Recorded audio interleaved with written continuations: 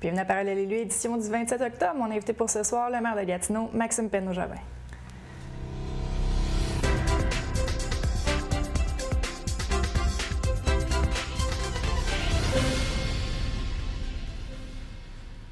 Monsieur le maire, bonsoir. Bonsoir. D'abord, ça fait un petit bout que vous n'êtes pas venu nous voir. Je dois commencer par comment ça va? Ça va bien, ça va bien. Je suis en forme. Un petit début de grippe, mais je suis en forme puis j'aime toujours mon travail. Excellent. On va rentrer tout de suite dans le vif du sujet, les élections fédérales qui se sont déroulées il y a une semaine, quasiment jour pour jour. Nouveau gouvernement, nouveau premier ministre. Est-ce que vous avez suivi la soirée? Ah, tout à fait. J'étais dans mon bureau jusqu'à, je pense, minuit et demi. C'est une élection qui est importante pour les municipalités. Puis je pense que globalement, c'est une excellente nouvelle pour les villes, ce qui s'est passé là. Mais oui, j'ai suivi ça de proche avec mon équipe, un certain nombre de conseillers municipaux. Là, puis, parce que moi, un soir comme ça, j'émets un communiqué toujours de réaction, de félicitations. Je fais quelques téléphones aux gagnants, à quelques perdants si je les connais d'un peu. Puis le lendemain, je finis mes téléphones, mais c'est toujours une grosse journée, ça. Qu'est-ce que vous pensez de cette vague rouge qui a balayé quand même un peu partout? Bien, je pense que c'est un signe des temps. C'est ça que les citoyens ou les électeurs font maintenant. Il y a eu une vague orange, il y a eu une vague rouge. Moi, si j'étais un député aujourd'hui, là, je serais inquiet parce que la prochaine fois, on ne sait pas ce qu'il va y avoir. Vraiment, là, les citoyens approchent les élections d'une nouvelle façon. Il n'y a plus de... Avant, on disait la famille est bleue, elle reste bleue pour le restant de ses jours, puis l'autre famille est rouge, puis là, c'est plus vrai. Donc, il y a quelque chose, là, pour les politiciens, il faut vraiment se questionner. Là, il y a un changement profond qui se passe. Vous l'avez dit que c'était une bonne nouvelle pour les municipalités, l'élection de M. Trudeau. Plus spécifiquement pour nous ici, en quoi c'est une bonne nouvelle? Qu'est-ce que ça va changer? Bien, disons qu'il y a trois grands domaines. Puis je dis que c'est une bonne nouvelle, les libéraux. Le programme des libéraux est excellent. Le programme du NPD s'en rapprochait beaucoup. Là. Puis en fait, c'était difficile de faire la différence. Dans trois domaines, les deux partis avaient vraiment répondu à l'appel des villes en disant on veut que les villes soient des vrais partenaires du gouvernement fédéral, pas des partenaires qui vont quêter des subventions de temps en temps. Donc, ce qui s'est passé, c'est qu'on a devant nous un gouvernement qui veut doubler les montants investis dans les infrastructures en mettant le moins possible de restrictions aux choix que les municipalités peuvent faire sur le terrain. Ça, c'est une grande nouvelle. Et ils veulent aussi investir dans le domaine du logement et du transport en commun. Fait qu'au niveau du programme puis des besoins des villes, là, on est vraiment, je dirais que c'est presque un match parfait. Là. C'est, ce qu'on demandait, il est sur papier. Là, la question, c'est est-ce qu'ils vont... ça va être livré. Est-ce qu'ils vont le livrer? Ouais. Vous avez fait de nombreuses sorties avec le maire d'Ottawa, M. Watson. Est-ce qu'on peut s'attendre encore à des partenariats comme ça sur des demandes communes ou même pour avoir peut-être plus d'impact en sortant les deux en même temps? Oui, on est vraiment en train de développer une relation intéressante entre les deux villes, entre les deux maires. Puis je dirais que ça prend un peu de temps à faire ça parce qu'il faut qu'on se fasse confiance, il faut qu'on se connaisse. L'univers politique est pas simple, là. Et on est vraiment en train de construire quelque chose d'intéressant. Je pense que ça a donné des résultats dans la campagne. On a mis les enjeux municipaux sur la table. Et il y a des suivis qui vont être faits par les deux maires. Puis on n'a qu'à penser au siège à la CCN. On a obtenu des engagements des députés, des candidats libéraux. Là, le gouvernement devrait agir. C'est certain qu'on va suivre ça ensemble. Est-ce que vous avez téléphoné justement aux nouveaux députés qui sont, je pense qu'il y a Elmer qui va toucher Gatineau, mais dans le fond, tous les nouveaux députés vont toucher la ville de Gatineau. Oui, ils touchent tous et je leur ai tous parlé. J'ai parlé aussi aux candidats d'effet. Puis moi, j'ai une petite pensée pour elle parce que, je dis elle parce que c'est surtout Mme Boivin, Mme Turmel avec qui j'avais travaillé de façon plus intense. Puis disons que c'est dur à vivre des soirées comme ça pour des gens qui ont travaillé fort pour leur région. Ça fait que j'ai parlé à tout le monde. Là. Monsieur Lauzon, qui était conseiller du district de Lac-Beauchamp, maintenant député fédéral pour Argenteuil, la petite nation, est-ce que vous pensez que les dossiers vont avancer plus vite au fédéral, justement parce que vous avez peut-être un allié maintenant? Bien, je dirais qu'on en a plus qu'un, Gatineau. Il y a M. Lauzon, mais il y a aussi M. Fergus dans Hull-Elmer qui connaît très bien Gatineau, qui habite à Elmer depuis longtemps, qui était très engagé dans sa communauté. On a M. McKinnon qui est dans l'ancien Gatineau depuis longtemps. Ça fait qu'on est vraiment... Puis même M. Amos qui... je ne suis pas sûr que lui, il touche... Il y a peut-être un petit bout qui touche à Gatineau dans le nord. Très peu. C'est ça. Mais ce sont des gens qui connaissent bien Gatineau et qui sont dans le parti au pouvoir. Donc, la dynamique va changer par rapport à ce qu'on avait avant. Est-ce que vous allez quand même, je reformule peut-être ma question, est-ce que vous allez vous permettre d'appeler peut-être à M. Lauzon en tant qu'ancien conseiller pour lui dire « Hey, il faudrait peut-être que tu parles un peu avec tes collègues, s'il vous plaît ». Bien, oui, j'espère que ce ne sera pas nécessaire dans la mesure où les collègues connaissent Gatineau, mais moi, c'est le genre de faire. Je trouve que la politique, il y a une part de ça qui est de l'interpersonnel, là. Donc, on s'appelle, on essaie on se voit beaucoup dans des activités publiques. Puis on fait partie en quelque sorte de l'équipe Outaouais, là, peu importe les couleurs des uns et des autres, là, on est tous des gens de la région. Puis c'est important qu'on travaille ensemble. Je dirais peu importe les couleurs, puis surtout peu importe les niveaux de gouvernement. Là, le fédéral touche toujours un peu au provincial, qui touche toujours un peu au municipal. Ça fait que si on travaille ensemble, c'est mieux pour notre région.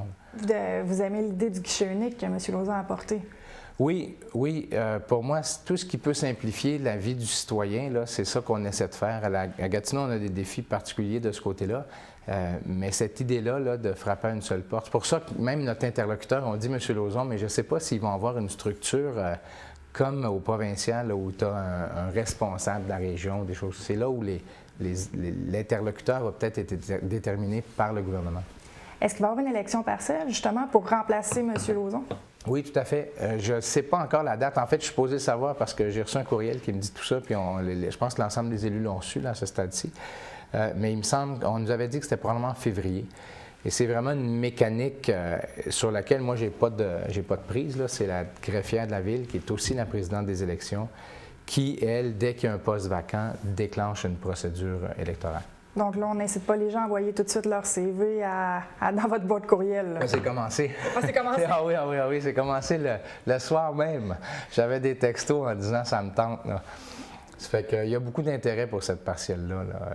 Excellent. On va changer complètement de sujet. Les états financiers, vous avez fait un discours lors du dernier conseil pour, je dirais, mettre carte sur table sur les états financiers de la Ville. Comment vont les finances à Gatineau? Les finances vont bien. C'est toujours compliqué de parler de finances parce qu'en gros, ça va bien, mais il y a toutes sortes de dangers. Mais globalement, ça va bien. On est une ville qui est en santé financière. On a une dette qui est sous contrôle. Ça fait partie des dangers. On a beau dire que la dette est sous contrôle, mais si les taux d'intérêt se mettent à augmenter, c'est quand même une dette de plus de 500 millions. Mais selon l'ensemble des indicateurs qu'on a, puis quand on se compare aux autres, on est quand même assez... en fait, on est tout à fait content là, de la situation de notre dette. On a un petit surplus. On n'a pas le droit d'avoir des déficits. Il faut qu'on le répète. On a toujours des surplus, les villes, parce que c'est illégal d'avoir un déficit. Donc, on essaie de prévoir des surplus, mais de les prévoir le plus mince possible. Et là, nous, c'est 4,3 millions. Ce qui, pour une famille qui fait 50 000 par année, c'est 432 $ de marge de manœuvre. Ça fait que c'est vraiment pas gros. S'il y a quelque chose c'est un accident d'auto et les assurances ne payent pas, là, on est dans le trouble. Mais on a des réserves. Donc, s'il y a un gros hiver, on a des réserves en prévision pour nos dépenses en déneigement. On a des réserves pour un certain nombre de poursuites qui sont en cours. On a un certain nombre de réserves comme ça qui font que on a des finances saines, puis ça serait étonnant d'avoir quelque chose qui ferait que le compte de taxes varierait beaucoup, qu'on soit obligé de faire une taxe spéciale ou des choses comme ça. Je vais revenir sur les réserves, mais juste avant, pour bien comprendre le discours que vous avez fait, ce n'est pas le discours budgétaire. Non. La loi est très lourde pour les villes, puis on va peut-être en parler plus tard. Le gouvernement oblige les villes à faire un discours sur l'état financier de la ville 4 semaines avant le budget. C'est un peu, pour moi, c'est tiré de l'ancien temps. Là. C'est quand les maires ne disaient pas ce qui se passait à la ville. Là. Bon, mais on fait une loi puis on dit vous êtes obligés de parler de la dette, de vos surplus, des salaires des élus. Il y a toute une série de choses qu'on doit publier. On a l'obligation de publier. Ça fait que j'ai fait ce discours-là. On doit parler du rapport du vérificateur général. C'est vraiment là, c'est de la bureaucratie là. Qu'on fait de toute façon quand on est une ville comme Gatineau, là, les documents sont publics, l'information est là, mais on rend ça public, puis là c'est le budget, donc on commence la discussion budgétaire le 9 novembre, puis là c'est 4 jours en public de discussion budgétaire, puis on l'adopte le 8 décembre. Ça fait que c'est le processus qui commence avec ce discours-là. Comment vous entrevoyez les discussions budgétaires qui s'en viennent? Parce que la dernière fois, je pense que ça avait été assez houleux. Là. Bien, ça avait été houleux, notamment parce que en fait, 3 jours avant le début des discussions, Québec nous annonce qu'on perd 6,5 millions. C'est avec le pacte fiscal, là. Donc, on ne l'a pas trouvé drôle, puis ça nous a forcé vraiment à nous revirer de bord vite, parce qu'on avait un budget qui était... Quand on arrive au début des discussions budgétaires, ça fait longtemps qu'on en parle. On a déjà des discussions où on sait qui penche vers quoi, puis on a pas nécessairement des consensus, mais des orientations qu'on sait qui vont être majoritaires. 3 jours avant, on apprend qu'on perd 6 millions, ça fait que ça a été compliqué. Là, cette année, les discussions vont bien. C'est toujours un peu houleux, un budget, parce que c'est souvent là les vraies questions. Là. On peut croire dans toutes sortes d'affaires, mais on finance ou on ne finance pas, c'est la vraie question. Mais je m'attends à ce que ça se passe assez bien cette année. Vous aviez mentionné une refonte du salaire des élus, parce que maintenant, les salaires ne sont pas égaux, tout dépendant des postes et des fonctions occupées. Ça va être discuté, ça aussi? Je ne crois pas. C'est un processus qui est un peu difficile. Moi, j'étais sûr, puis il était assez rare autour de la table, qui disait tout le monde devrait faire le même salaire. On est tous des élus, mais ça ne passe pas du tout. Parce qu'il y a des gens qui sont à l'exécutif qui disent, bien moi, à l'exécutif, j'ai plus de travail. À la STO, il y a plus de travail. À l'urbanisme, il y a plus de travail. Si c'est plus de réunions, c'est lourd, etc. Ça fait en fait, j'ai perdu mon vote. Là, ça fait qu'on a reculé là-dessus. Et là, ce qu'on fait une restructuration de l'ensemble des comités et commissions. Puis quand ça, c'est terminé, là, on voit comment on peut faire correspondre le salaire à la tâche de chacun. Là. Il y aurait-tu, par exemple, 3 niveaux de salaire? Là, il y en a 19. Il n'y a personne qui fait le même salaire que l'autre tout autour de la table. C'est bien compliqué, notre structure. Fait que là, on revoit la gouvernance de la ville, puis après ça fait qu'on espère être capable de faire un grand pas en avant Noël, puis de finaliser ça au retour. Vous avez mentionné que vous aviez des réserves justement pour peut-être un hiver qui serait un peu plus... avec plus de tempêtes, ou des poursuites qui pourraient s'en venir ou qui sont en cours. Pourquoi qu'on n'utiliserait pas ces réserves-là pour peut-être descendre le compte de taxes des citoyens? C'est toujours ça la question qui nous est posée. Puis pour moi, c'est de la mauvaise gestion faire ça. C'est-à-dire que c'est sûr qu'à court terme, on peut moins augmenter la taxe, mais on va l'augmenter au lieu d'avoir 2,9, on va avoir 3,9 puis 4 l'année d'après si on n'a pas ces réserves-là. Pour moi, c'est de la gestion à courte vue, disons, de faire ça. On a, par exemple, une réserve qui s'appelle la réserve cycle de vie. C'est quand on construit un nouvel édifice, on met l'équivalent d'1% de la valeur de l'édifice dans un compte de banque et on fait ça chaque année pour que, dans 25 ans, quand le toit se met à couler, on ait ce qu'il faut pour entretenir nos édifices. Alors que présentement, ce qui se passe, c'est quand le toit se met à couler, d'abord, on aurait dû le savoir avant qu'il se mette à couler, mais nos infrastructures font dur. Là, ce qu'on fait, c'est qu'on coupe un projet à quelque part, on répare cet édifice-là, puis on improvise. Ça fait est-ce que c'est sûr que couper cette réserve-là, c'est une réserve que des villes ne se payent pas. Nous, on trouve qu'elle est intéressante parce que ça fait que le compte de taxes ne variera pas. Ça fait que nos infrastructures, on arrête l'hémorragie, c'est-à-dire qu'on se donne les moyens d'entretenir nos infrastructures. Parce qu'avant, c'est ça que les maires faisaient. Là. Ils disaient, OK, zéro taxe. Zéro taxe, c'est bien beau, mais à un moment donné, la rue est finie. Là. Puis nos rues, s'ils font dur comme c'est le cas actuellement, c'est parce que les gens ont dit ça dans le passé. Ils ont dit, on va garder ça bas, les taxes, mais on se tire dans le pied à long terme. Là. Il nous reste une petite minute avant la pause. Je veux vous entendre sur le petit train. Très rapidement, le délai s'en vient dans quelques jours. Est-ce que vous maintenez votre résolution d'appui au projet? Oui, tout à fait. Moi, j'ai été très clair à ce moment-là. J'ai dit, moi, je l'appuie en principe, mais à un moment donné, il y a une décision financière à prendre. Ça fait que c'est là où j'attends vraiment ce qui va nous être déposé, là, ce qui va être rendu public. J'espère de tout cœur que ce projet-là va fonctionner, mais tout a un prix. Fait que je veux voir le prix avant de dire que je suis prêt à le payer. Bougez pas, on fait une courte pause et après on poursuit l'entrevue avec le maire de Gatineau. Papa, t'as un côté du visage affaissé. Maman? Je suis sûr que c'est rien. T'articules mal? Pourquoi donc? Chérie, lève tes bras en l'air pour moi. Papa, est-ce que ça va? Valérie, appelle le 911. Ah, je pense juste que rien. C'est bon. Papa? Comment vous vous sentez? Bien. Vous avez subi un AVC, mais comme vous êtes arrivé vite, votre établissement va être rapide.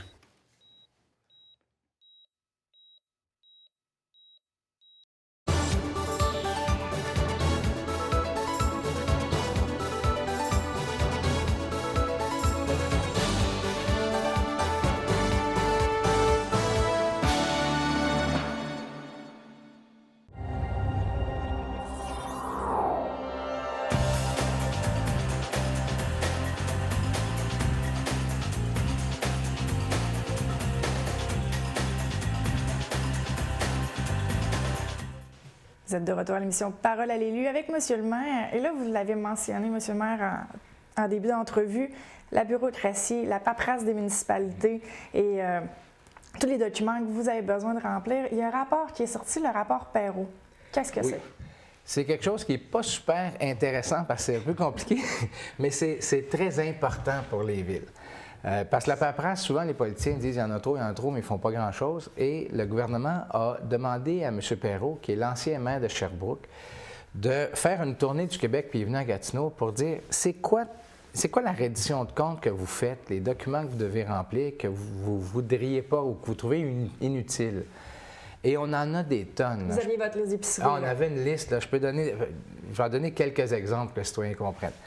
D'abord, les villes sont des créatures des provinces. C'est-à-dire que la province existe dans la Constitution, mais c'est la province qui crée les municipalités. Donc, au lieu d'avoir un champ de compétences au provincial quand c'est la santé, c'est eux autres qui s'en occupent. Les villes, pour qu'on sache qu'on a le droit de faire, il faut que ça soit écrit dans la loi.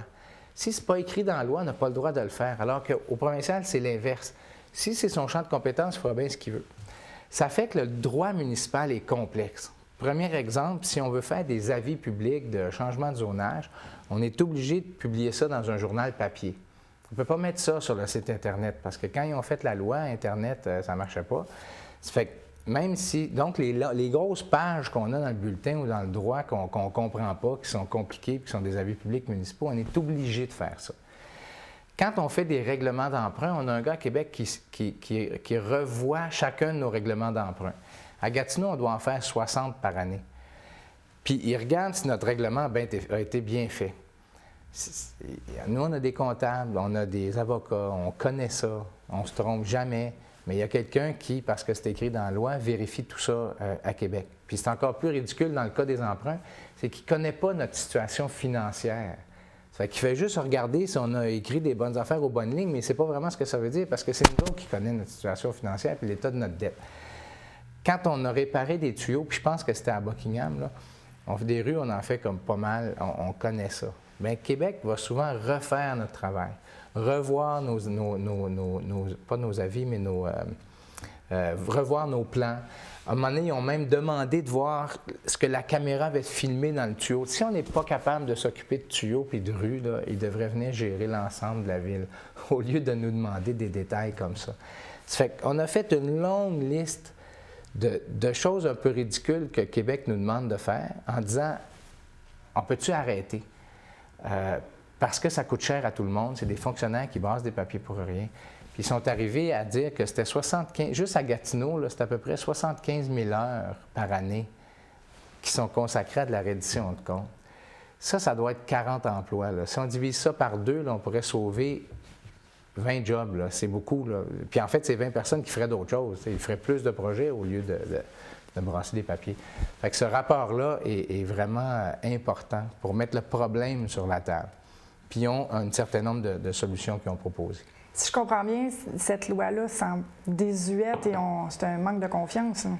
Bien, on peut l'appeler comme ça, ou c'est du paternalisme, ou c'est vraiment là, qu'on a construit. Puis il y a des villes qui ont dérapé. Il y a des villes qui ont fait des niaiseries, là, on ne se le cache pas. Là. Donc le gouvernement, pour s'assurer qu'il n'y a pas de niaiserie qui se fasse, il rajoutait une couche de bureaucratie.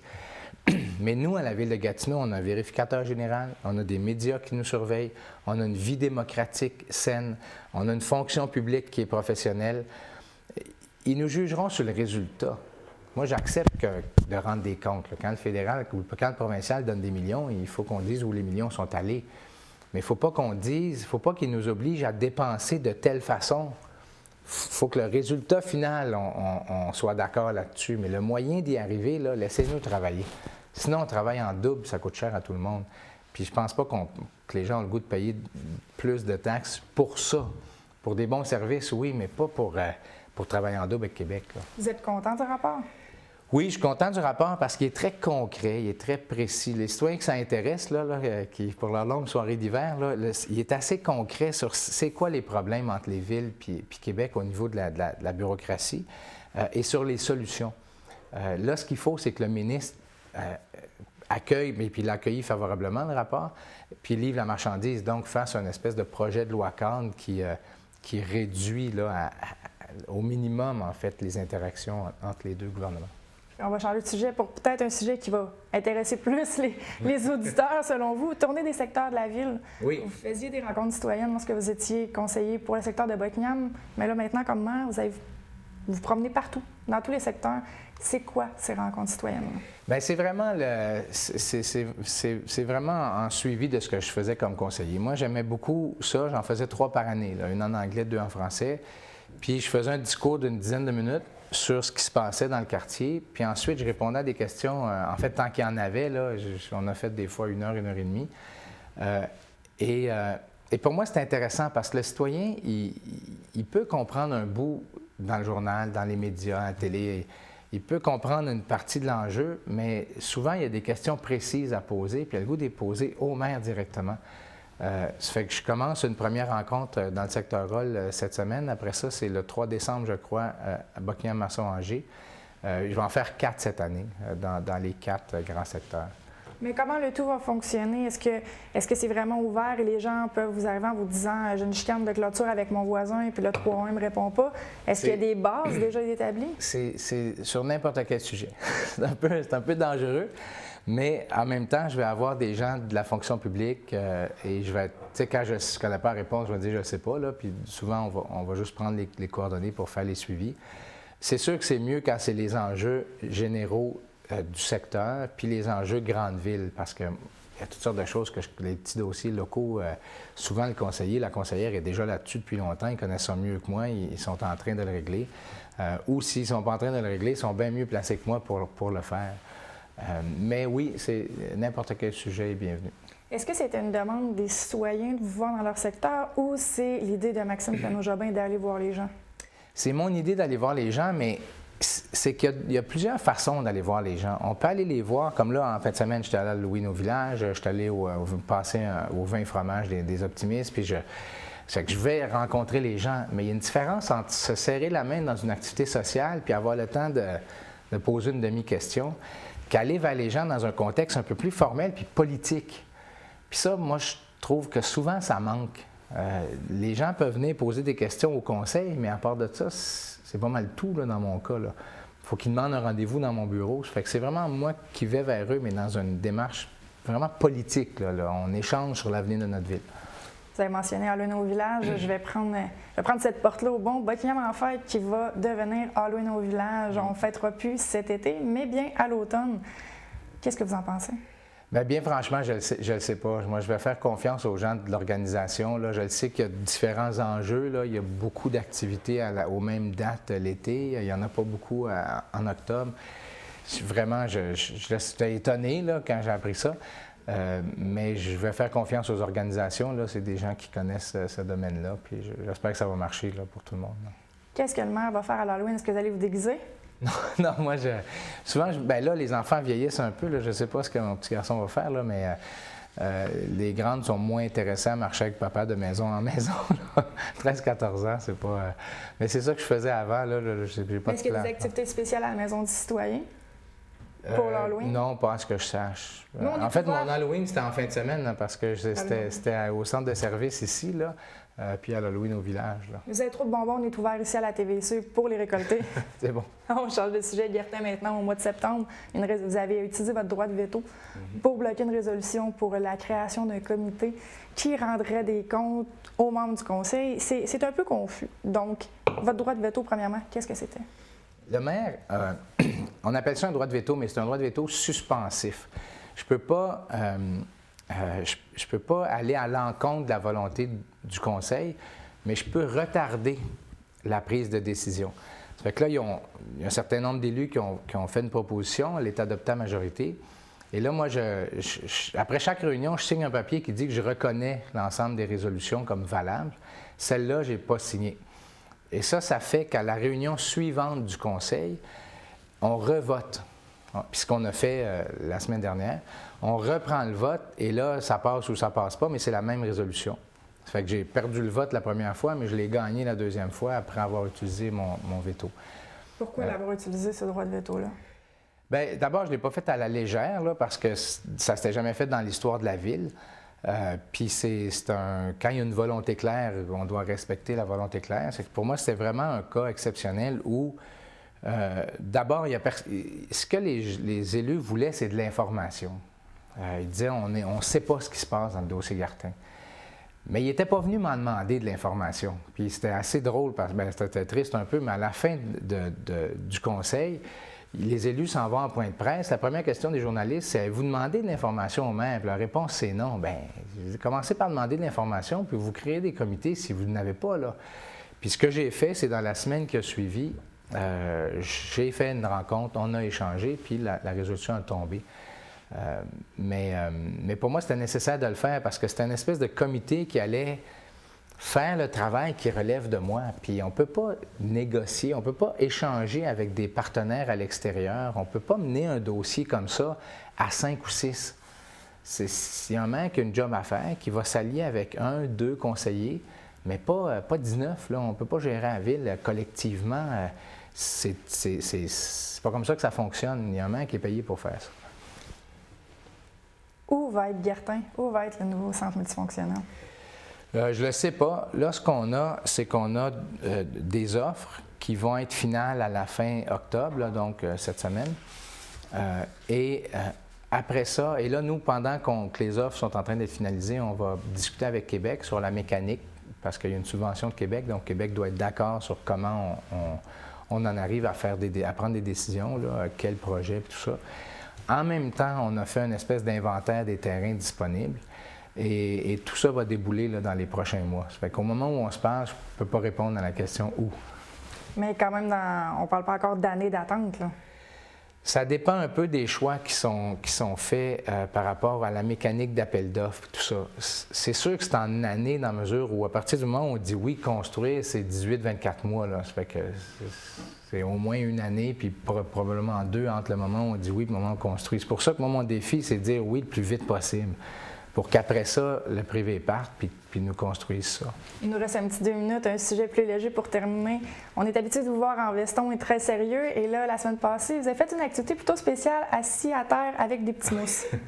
Oui, c'était une belle activité où j'ai lu une histoire à des enfants, là, il y était peut-être une dizaine, des tout-petits. Puis c'était dans le cadre de la semaine des bibliothèques. Puis pour moi, il n'y a à peu près rien de plus important que l'éducation pour une société. Si les enfants vont à l'école, si l'accès à l'éducation est généralisé, c'est ça les sociétés qui deviennent riches, qui innovent, qui sont performantes au niveau social, au niveau économique. Et tout ça commence par la lecture. Ça fait que j'avais offert au service des bibliothèques mes services. J'ai dit, s'il y a quelque chose que je peux faire pour encourager les jeunes à lire, dites-le moi. Puis ils m'ont proposé ça. Mais je ne suis pas le premier, là, loin de là. Il y a beaucoup de maires à grandeur de l'Amérique du Nord qui font genre le coin de lecture du maire ou le conte du maire. Puis j'ai décidé de faire ça, puis c'était intéressant. En tout cas, sur Facebook, les médias sociaux, ça a fait jaser pas mal. Si je me fie à votre réaction, il va y avoir une prise 2? Oui. On essaie de voir s'il y a une façon originale, parce que c'est pas vraiment ces 12 enfants-là pour qui c'est important. C'est vraiment de parler de la lecture, de parler de l'importance des bibliothèques, d'attirer les gens vers les bibliothèques. Ça fait que le service des bibliothèques est en train de regarder s'il n'y a pas d'autres choses que je pourrais faire pour faire parler de nos bibliothèques. Excellent. Merci beaucoup. Merci beaucoup. Vous êtes le bienvenu aussi souvent que vous voulez pour venir nous voir parler des dossiers de la Ville. Ça fait plaisir. Je vous remercie d'avoir été des nôtres. Je vous rappelle que vous pouvez toujours aller sur le site Internet de la TVC au www.tvc.qc.ca où vous retrouverez toutes les émissions, dont Parole à l'élu et les bulletins Infomag. Mon nom est Josiane Hardy. Je vous souhaite une très bonne soirée sur nos ondes. Merci beaucoup.